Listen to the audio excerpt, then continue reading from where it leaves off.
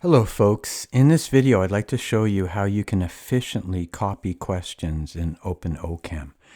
A number of you have asked about this, and initially I was saying, well, yeah, essentially you got to copy one question at a time, or you can copy an activity that's already been made, and then those questions come into your question bank. I've found another way which I think might be quite helpful, but I'm going to start with, first of all, showing you how to copy an activity that's already been made. I'm right now looking at an openOchem dash. This is not the normal one that I use. I went in using the external tool that's available to everybody. And for instance, I don't have any questions. Just wanted to show that to you. I don't have any activities. And I don't have any categories other than the major category here. However, I do have access to the entire question bank, which I can probe, and also I can look at various activities. So for instance, I have recently posted this Chem 112 homework number 1, and in this homework number 1 there are questions about significant figures and conversion factors, and some of you may be covering this in general chem. And so you may want to actually copy this activity and have access to these questions and actually use the activity as is. There are 16 questions. And so it's simply a matter of doing the following. I'm going to copy, and then you're prompted to not only copy the activity, but also copy the questions. And I'm going to click yes.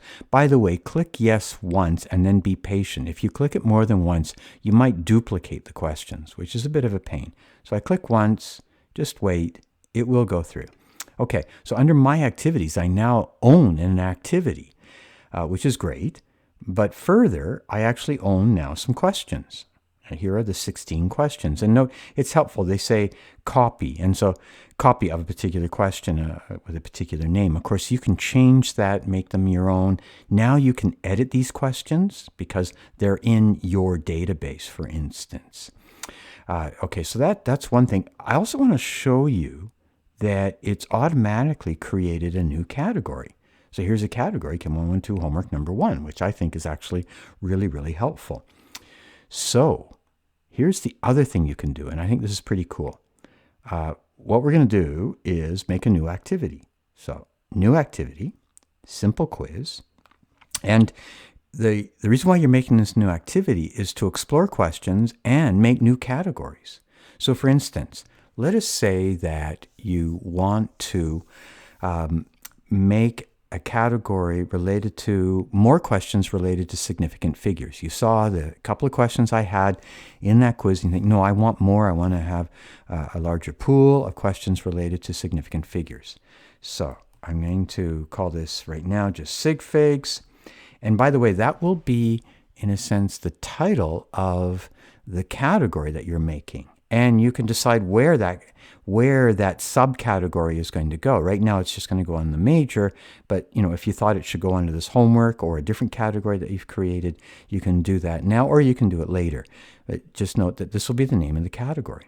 So now I click on questions. And the idea is that I'm going to search the question bank, the general question bank, for questions. And there are different ways of searching. One is to use tags. The other way is to use objectives. Now, as I was making questions, I was actually adding learner outcomes. Now, when I made the learner outcomes, perhaps I wasn't thinking that this is the purpose of the learner outcomes. So some of them are maybe a little too broad, some are a little too specific. But for instance, if here I type in significant figures, I can see that there's a learner outcome, record measurements, and perform algebraic calculations using the correct number of sig figs. A lot of my questions have that label. So I'm just going to show you. So I do that. And there's a whole bunch of new questions that have popped up here that weren't here before. And in fact, some of these conversion questions, sig figs, because I didn't have another learner outcome for it. So I just take a look. Yeah, there they are. Okay, so these are the questions that came from the general question bank, and they show up here. Now, I also want to show that you can look for questions by using a tag. And so I can also type in significant figures, okay? And I'll get a similar range of questions, actually generally more specific to significant figures. Now, so either way, you can search for questions. Be careful. If you search using objectives, you're only going to get questions from the general question bank. If you use tags, you will also actually get questions that you already own. So not only does it look in the general question bank, it looks at some of your own questions. And so you already own these, so you won't want to copy them again.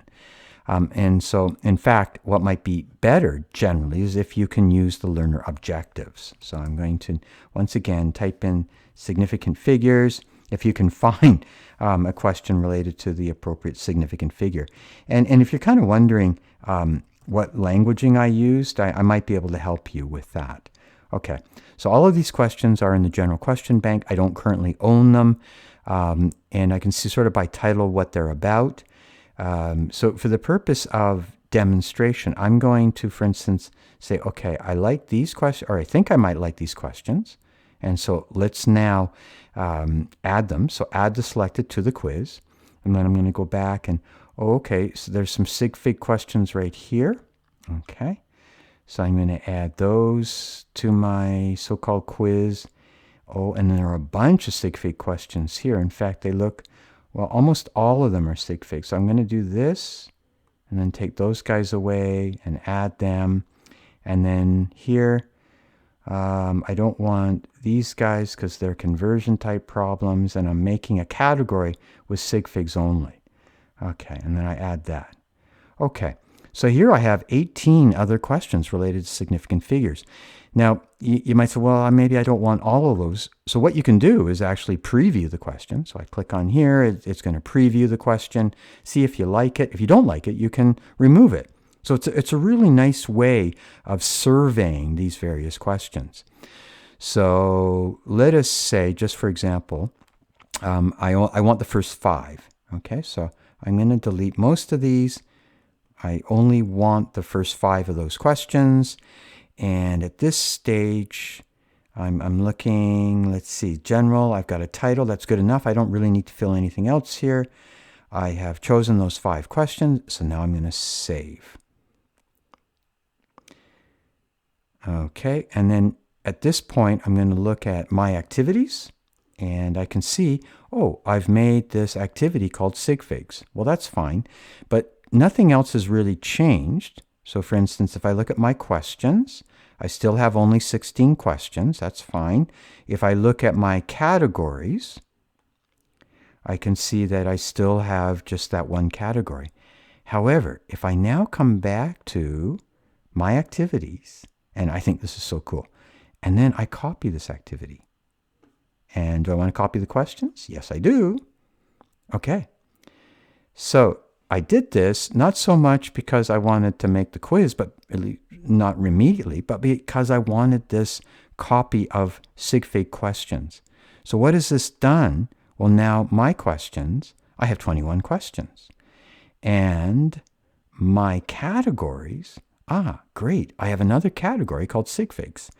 So I believe this would be the most efficient way of copying questions. So you kind of preview them in a quiz mode, but then it makes a category for you. So I think actually this workaround is actually a pretty sweet way of previewing questions. I hope this little video has helped you think about this. And of course, if you have any questions, let me know.